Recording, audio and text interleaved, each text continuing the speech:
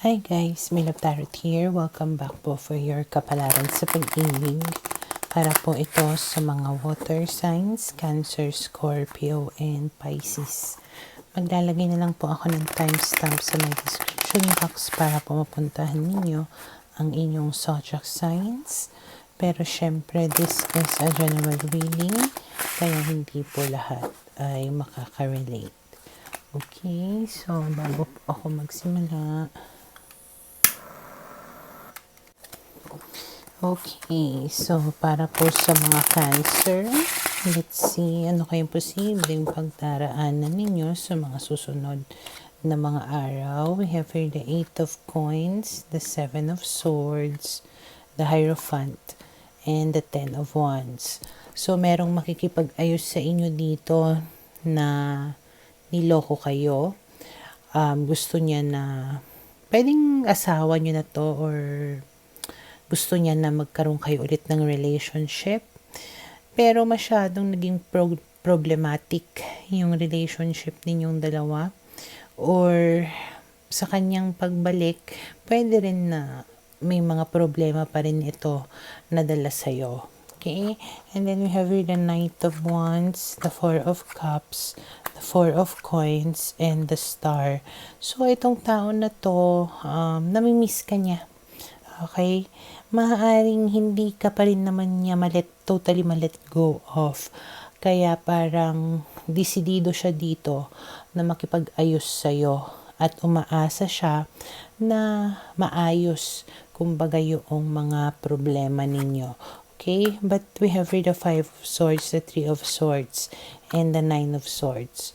Pero ikaw, hindi ka pa nakaka-move on from the pain.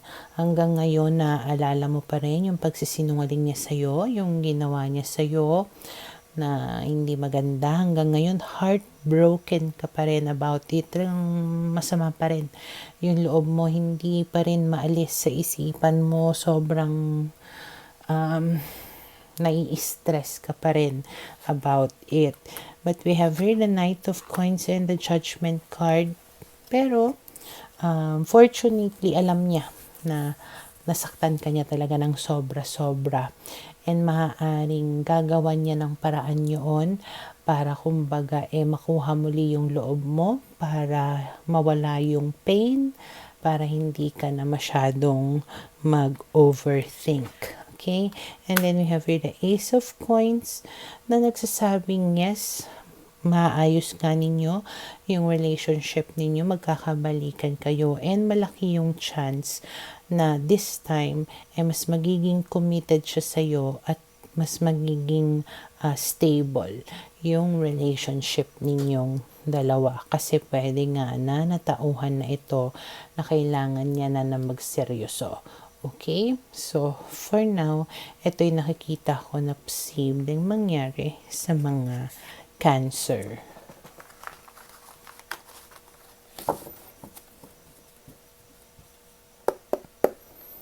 Para sa mga Scorpio, okay, let's see ano kaya yung posibleng pagdaraanan ng mga Scorpio sa mga susunod na mga araw.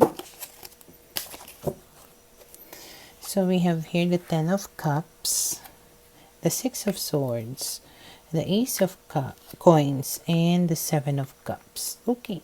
So maaari sa susunod na mga araw, magiging masaya naman ang iyong love life. Parang makikita mo na may mga magagandang nangyayari or pagbabago sa relationship ninyo. Kung naghiwalay man kayo ng person mo, may chance na magkabalikan kayo, na sa kanyang pagbabalik nga magkakaroon ng mga positive changes at mas magiging masaya kayong dalawa. But we also have here the 7 of Cups na parang nagsasabi na marami kumbaga na mga chances, maraming mga possibilities na pwedeng mangyari doon sa inyong pagkakaayos or pagkakabalikan.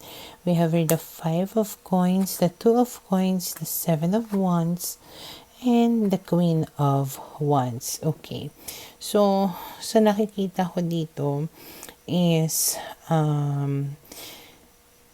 medyo may pag-aalinlangan ka kung meron nga bang magandang kahihinatnan itong pakikipag-ayos mo sa kanya. Medyo hindi ka totally na nag-all out kasi nararamdaman mo pa rin yung pang-iiwan niya sa'yo if ever na iniwan ka niya before. Sumasagi pa rin sa isip mo yung ginawa niya na either pang-abandon sa'yo, pag-ghost sa'yo, or paglayo niya sa'yo. So, tinitimbang mo ng maigi kung talaga bang this time around is seryoso siya sa pakikipag-ayos sa'yo. Pero makikita mo nga naman na ginagawa niya ng paraan. Talagang nag-e-effort siya dito. Parang nakikita mo na pinaninindigan ka niya, na ipinaglalaban ka niya. And pwedeng dahil doon, mas magiging secured ka sa kanya. Okay? And then we have the King of Wands, the Justice card, and the Ace of Wands. Kung ang person ninyo ay fire sign, talagang maganda yung intention niya sa pakikipagbalikan niya sa'yo. Parang gusto niya talaga na itama lahat ng mga pagkakamali niya. Gusto niyang sabihin sa'yo or aminin sa'yo lahat ng mga kasalanan niya, or pwedeng lahat ng mga pinapangako niya sa'yo is totoo. Okay, na talagang gusto niya na magkaroon kayo ng new beginning kung saan mas passionate pa yung ugnayan ninyo na dalawa. Okay?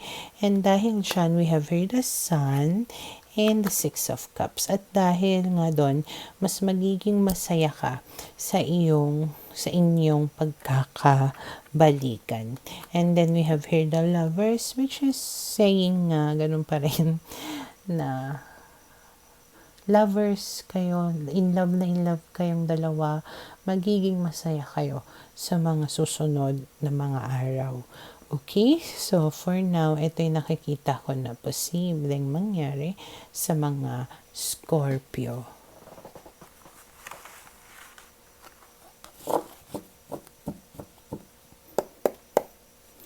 Para sa mga Pisces, okay, let's see. Ano kayang posibleng pagdaraanan ng mga Pisces sa mga susunod na mga araw?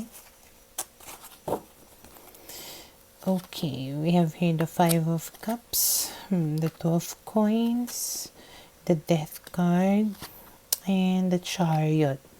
Okay, yung iba sa inyo, maaaring hanggang ngayon, nagluluksa pa rin, or hindi pa rin makaget over sa kung ano yung nangyari. Parang nagdadalawang isip pa rin kayo dito kung what went wrong, parang ganon. Ano ang dapat kong gawin? Pwede pa ba? Okay? Pero yung pag-iisip nyo na ganon is at least it's an improvement, kumbaga. Kasi kung dati parang talagang one-sided ka lang, or talagang sarado yung isip mo na gusto mo na magkabalikan kayo, magkaayos kayo, at least this time, naiisip mo na yung other side. Yung possibility na itigil ko na lang kaya. Mag-move on na lang kaya ako. Okay? So, maaaring ganun yung maging takbo ng isip mo, yung magbago at mag-move on. Okay? And then we have the Strength card, the Four of Cups, the Justice card, and the Tower. So, ang mangyayari dito, parang pinapalakas mo yung sarili, yung loob mo dito. You are getting your strength na maybe sabihin mo sa self mo na tama na yung iyak-iyak na yan. Parang you are missing a lot of opportunities dahil sa pagmumukmuk mo na yan. Maybe it's about time na i-entertain mo ang ibang opportunities, maging open ka sa ibang possibilities. Parang alam mo naman kung ano yung deserve mo, yung ganun na mga self-talk, okay? So, marirealize mo kumbaga kung ano yung worth mo, ano yung dapat na makuha mo, or ano yung deserve mo. So, dahil doon, magkakaroon ka ng parang process of elimination. Maybe you're going to get rid of things in your life na hindi na nakakabuti sa'yo. Parang aalisin mo na sa buhay mo yung toxicity in order to give way sa mga positive things, okay? And then we have here the star, and because of that, kumbaga, there is hope. Magkakaroon ka ng parang pag-asa. Magkakaroon ka ng positive thinking here na may maganda pa akong future, may mahahanap pa ako, ganun, I deserve better. So, unti-unti nakukuha mo dito yung kumpiyansa mo sa sarili mo, nagiging secured ka kahit ba single ka dito, parang nagiging happy ka. Okay? And then we have here the Ace of Wands and the Queen of Cups. So, eventually, yes, meron ka pang matatagpuan na bago. May in love ka pang muli. There's going to be a new beginning for you, a new relationship. And King of Wands, who will love you very passionately. Okay? Malaki yung chance na it can be a fire sign. Yung tao na iibig sa'yo or magpapaibig sa'yo muli. And it can probably match yung energy mo. Okay? So, for now, ito yung nakikita ko na posibleng mangyari sa mga Pisces.